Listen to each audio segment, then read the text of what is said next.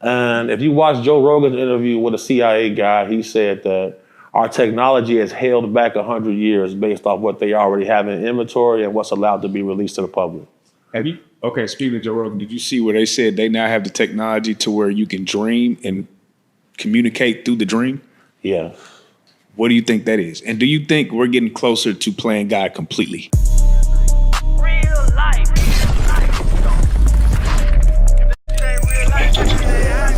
It ain't real life. Just say real life street stars. Know what time it is. When we get done with this, I'll show you footage of things that look like the biblical description of angels. Yeah.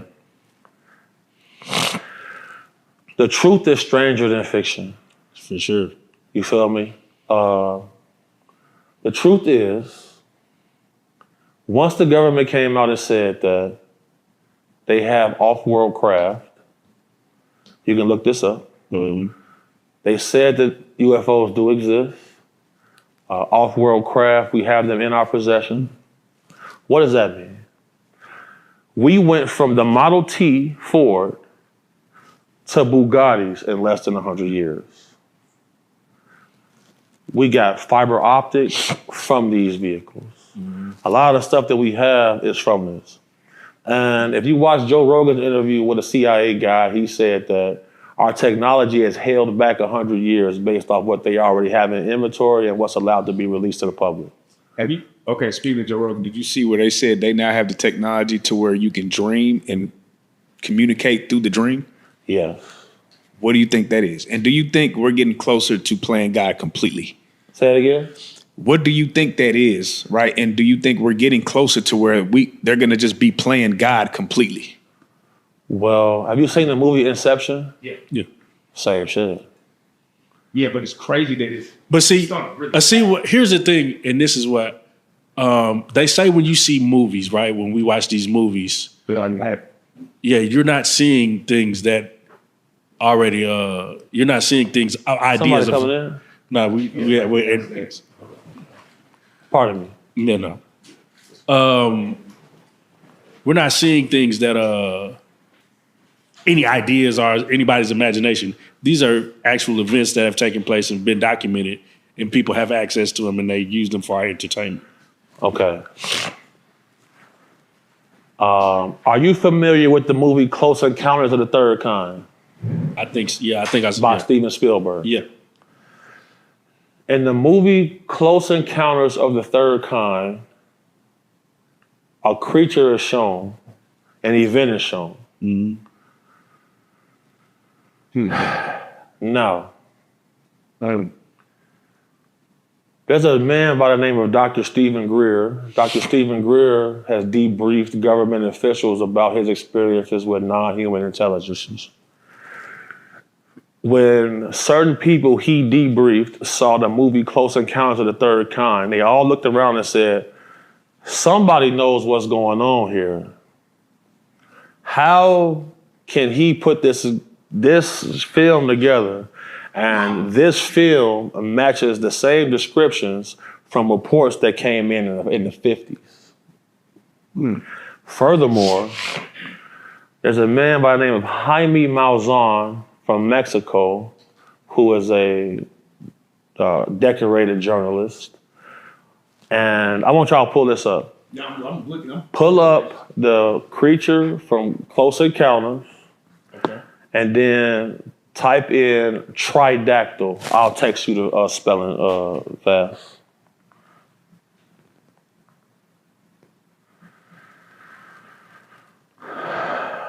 It's going down right now. Shout out to this articulate, well-read man, that well-read black man that we have on the couch. Don't judge a book by its cover. Thank you. Jaime Maussan is a journalist and investigator. Oh, yeah. All right, so you see that? Yeah. Now type in the word, you see that? Yeah. Now type in tridactyl. I just sent the words to Fab. We need to have the hood nigga spelling bee. Tridactyl. And I'm a spelling bee champion. T-R. That nigga be in there, yeah, bitch, I got to tridactyl. Yeah. Spelling bee champion, man. What's the biggest word? Type in tridactyl alien. Tridactyl alien. Matter of fact, I'm gonna just send you a Patreon link from my Patreon. Find me on Patreon, bighomie.cc. Big homie CC. Oh, so you get into this shit like this? I'm locked in if that's what we on. Yeah, so you If know, we on I this, didn't blew up in the UFO community because some of the information that I put out, and then That's them. crazy. Do people notice about you? You know, I kept all this a secret. Are you going? Is this going to be on part of your podcast? This type of shit I want to start. Yeah. That's sure. hard. Yeah. I'm looking for some people to do this podcast with. That's fly. All right, so I'm about to send you gentlemen a link right now. Now, the creature in the movie, and what I'm about to send you right now, fast. I'm gonna send it to y'all on Instagram right now. OD and Jeff. So for those, what are we explaining right now? So what I'm about to explain is, because Fast had mentioned the correlation between movies and real life. And I'm showing y'all a direct connection to what Fast just said to confirm his point that he feels like what people show in movies is like part of the truth. Good. All right, OD, you got that on Instagram? Good. Jeff, you get it? Instagram. I just got it. Yep. So the link I sent you is a presentation made by several PhDs and university scientists that have confirmed that these bodies that they found in Peru match the same description for the creature in Close Encounters of the Third Kind. They verified that these were living beings on the planet. They have part reptilian DNA, part human DNA, and part other DNA that's not in the biological tree. This has been fact. It is proven facts. Man, there's a lot to touch on in that. That's immense. We're not alone, but we're not the only species. For sure. And that right there, what I just sent you, Proves that. scientific proof. But if you say part reptile, then are you saying that humans mated with reptiles to create this? Or are you saying that it's just from, like Dion is asking, is this from a different planet? Right, so here's the thing, right? When it comes to DNA. Or is it from under the ocean? Oh, there you go. Right, so here's the thing, right? When it comes to DNA, us as humans, we share 98% of the same DNA with chimpanzees. But we're not chimpanzees. And if we evolved from chimpanzees, there would be no more chimpanzees. Right, there would be no more. See what I'm saying? And then like some of the DNA in a banana is some of the same DNA we got in our body. You feel me? So like when it comes to like the human genome and other species genome and the biology of it, you know, you think it's a coincidence that we share so much the same DNA? It's not a coincidence. So like this whole presidential election right now is because billionaires found out that this technology exists. And the Democrats passed off the contracts to work with this technology to their friends in Raytheon and Lockheed Martin and stuff like that. You feel me? Now, the Republicans want to get their hands on it because they're going to monetize this. You see what I'm saying? They're going to monetize this. They're not worried about China and Russia having this type of technology because they researching it too. But the thing with the Republicans is they gonna bomb your ass. Period. So how close are we to a StarNet? A StarNet? Like AI intelligence. How do you think this shit gonna end? Is a meteor gonna hit it? Is it gonna be the aliens? Right. Is it gonna be the robots? Is it gonna be the zombies?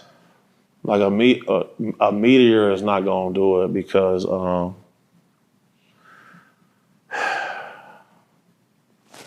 take a sip on this. Mm-hmm. He said a meteor's not gonna do it.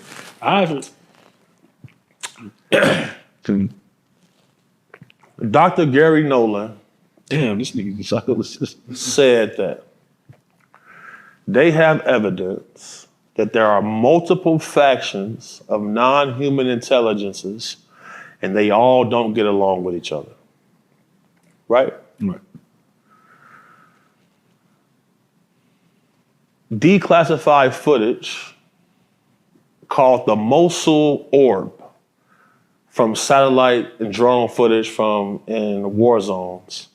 They see these silver spheres on camera.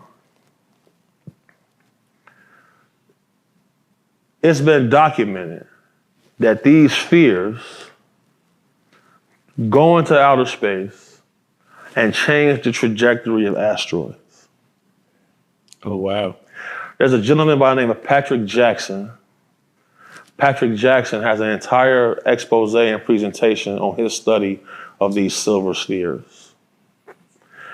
And they always say they originate from out of the water.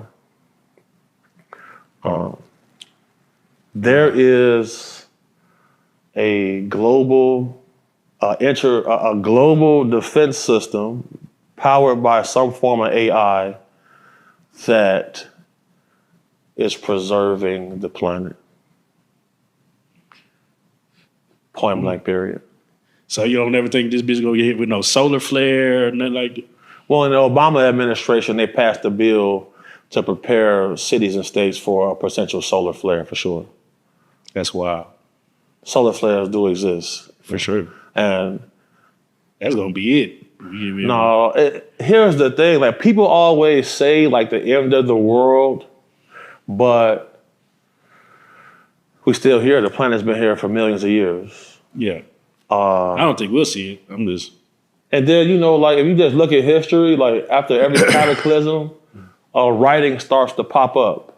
Right. After every cataclysm, Ice Age, previously before that, you know, every flood, every religion have a flood story.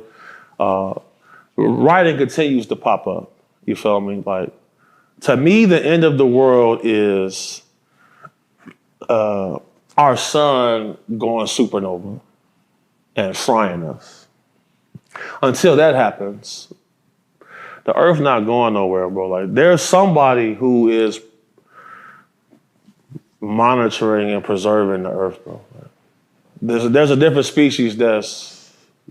I don't even really believe that everybody is a flesh and blood human being, because it's been documented that the U.S. government ran studies to make sure everybody that was in government was a flesh and blood human. Robert Bigelow has a company called Bigelow Aerospace, and he's a tech billionaire. His company did studies. He said out of his mouth that they walk among us. Man. Yeah, I mean, this is too much knowledge. Let me ask you. I just gotta ask before you, man. What are some of the things that you tap in, read, for you to acquire some of this knowledge that you get? You know, for those people out there that want to know more about these type of things. Some of the things I read. Yeah, some of the things, because obviously you're well read, right? I mean, these are things that you're reeling off information that people don't probably readily know. You putting people on game. So I'm trying to, for those who want to get put on game, what are some of the things that you tapped in, documentaries or whatever it is that you listen to, look at, for you to get put on some of this game? Okay, so there's a book called Dominion by a gentleman named Whitley Strieber. There's a book called Imminent by Luis Elizondo. There's a presentation by an ex-CIA agent called John Ramirez. He has a presentation on YouTube. And then there's a gentleman named John D'Souza, who's a retired FBI agent who pretty much ran the X-Files program for the FBI. You know, I've been researching this since I was a child. You know, I didn't put in my 10,000 hours on this. You feel me? Like, man, it's just crazy, man. What made you even be interested in these type of, because, you know, this is not, you know, it's very taboo, the information. Right. You know, what made you just take an interest in it? Being from a Chicago, As a black man, as a black young nigga from the streets. So I was blessed to have a real mother, a good mama. You feel me? And my mom was a school teacher. I had showed signs as a kid of like having like violent tendencies. So she would keep me occupied, right? But I had an experience as a kid where I seen something flying in the sky. And, you know, if you study aviation, you know, the Wright brothers, you know, they took a certain path to get their plane to fly. And then if you study aerospace, I was a physics major at first when I went to college. So if you study aerospace, you know, in order to get a rocket to go into the air, you need thousands of pounds of jet fuel and a very powerful motor, right? Engine. Mm-hmm. I seen something that was flying without any of that. That intrigued me. So I went to go research.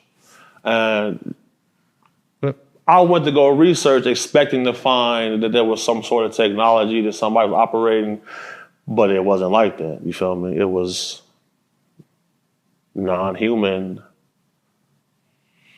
in the literature that I was studying. Right. So how often do you come across information that either scares you or you wish you didn't know it? Yeah, but I don't really sleep at night. You feel me? I discover new stuff all the time. Yeah, actually. You feel me? I discover new stuff all the time. Another reason why, you know, I never had children. You know, I shied away from like having a bunch of relationships because, you know, womanizing is a wealthy man's sport, right? Right. And you respect it? Do I respect it? Yeah. Well, you know, as long as your hobby isn't oppressing somebody else, I'm cool with it.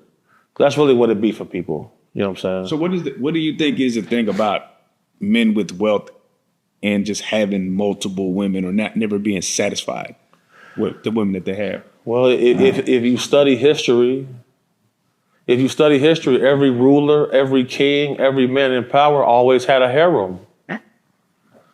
If you study history, every dictator, ruler, king always had a harem. Yeah. You feel me? Like, it's just historical. Right. So like, I don't really even, you know, I just wanted to make sure I didn't have those type of traits and weaknesses, you feel me? Right. Because, you know, I didn't want to be put in certain categories or go through some of the things I seen guys like that go through. Right. So that's really what it be. That's what's up. Man, bro, you done gave us more information than we know what to do with today, brother. We're going to have to sit down and dissect this so the next time we talk, we can actually have some, because, you know, I want to get into that flat earth, but... Look. We can solve that right now. Okay. If you take a telescope and look into the sky, every planet and star you see is round. Yeah, for sure. If the earth was flat, when you see a rainbow, it would just go straight across. Yeah. It wouldn't be in an arc. It wouldn't be a spear. Nobody ever wrote about like that. Yeah. And if you study longitudinal lines eventually curve off, but they don't stay straight. Yeah, no, bro, there's several dudes who explain it just like that. Nobody just cares. Nobody cares. So what people don't know is, right, when I was like in 5th grade, I took an IQ test, and then they made me take it again. And then... That's disrespectful, bro. And then the FBI came to my school, and then in 5th grade, I ended up getting taken out that school, and I ended up taking college courses at Lewis University at 5th grade. So my IQ test, my score was 172. Yeah. And they thought the school faked it at first. Right. So we would take it again, and my second was like 170, something like that. Oh, nigga, you need to be put. So, do you ever just feel like? And I know, I know. I just gotta ask this question. When they put you in this box of yes, you're a street nigga, we get that, right? But nigga, you got a whole other side you can tap into. Do you ever feel like, damn, people just keep putting me in this one little box where nigga, I got this much, bro? You got some of the most out of a lot of the people that came over here. You got some shit to talk about. Thank you. Or do you feel like that because they know that you have this knowledge, they made a box for you? And do you feel like because you're smart, you was able to outsmart a lot of these street niggas? Right. I'm glad you said that. So what I realized was I put myself in that street nigga box. Yeah. Because what I learned is, I'll repeat this part.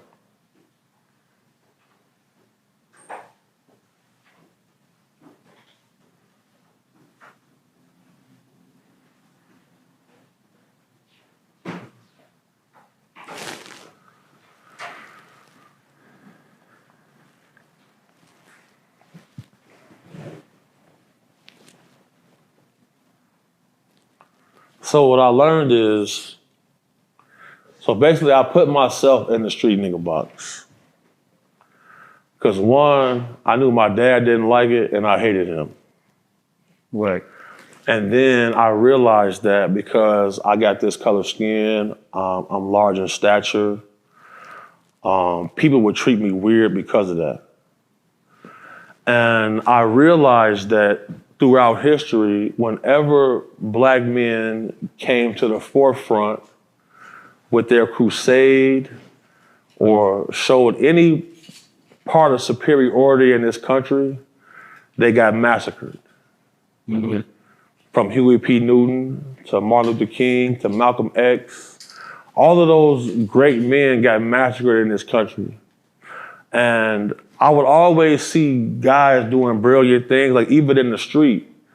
And like their need to have acknowledgement is what led to their downfall. So if you watch American Gangster with Frank Lucas, you know, nobody was on his heels until he showed up to that boxing match with that fur coat on. Right. So I just told myself, yeah, I'm not gonna be the guy in the fur coat. And to operate in the street is much less competition, you feel me? I won a spelling bee before, and when I won the spelling bee, I said, man, it's some very bright people from all over the country here. You know, I like going to the strip club, you feel me? I like having guns, you feel me? I like doing certain things. Duality, brother. So, you know, like, I'm gonna keep certain things in myself a secret. Because so people don't know, they can't hate on. Amen. And with that being said, brother, we just want to thank you for coming to sit down with us again. Yeah. We definitely, like I said, we gotta. Me and Jeff gonna go. We got more conspiracy podcast. I mean, the whole conspiracy pod. We got to do. Yeah, we got because nigga, we got some shit. Is it a conspiracy if there's facts? Because conspiring is a crime. So I don't know. With that being said, big homie CC, man, thank you for coming to sit down with us again. You are a real life street star.